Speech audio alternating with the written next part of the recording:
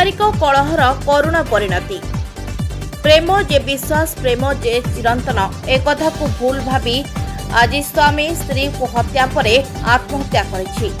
जे प्रेम रे विश्वास करी बेलगंठा थाना अंतर्गत सरनुआपल्ली ग्रामर चित्रसेन नायक तनरडा ग्रामर पूजा दास को 7 वर्ष तले मथारे सिंदूर देई प्रेम विवाह करथिले।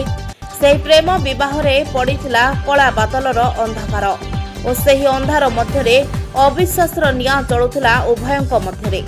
सबुदिन उभयंक मध्यरे लागि रहुथिला गंडगोल। शेषरे स्वामी अत्याचार अतिष्ठ होई स्त्री पूजा सह 2 शिशु को धरी चलीगले भुवनेश्वर।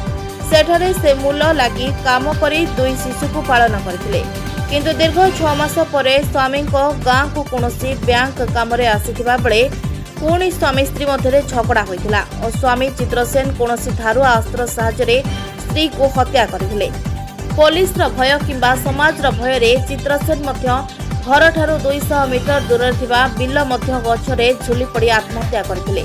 ए अभावनीय घटना प्रघट हेबा परे अंचल रे चांचल्य खेली जायतिला और परे बेलगंठा पुलिस सह भंजनगर एसडीपीओ घटनास्थल रे पहुंची उभय मर शरीर को जबत करबा सह व्यवच्छेद पई पठाइछि।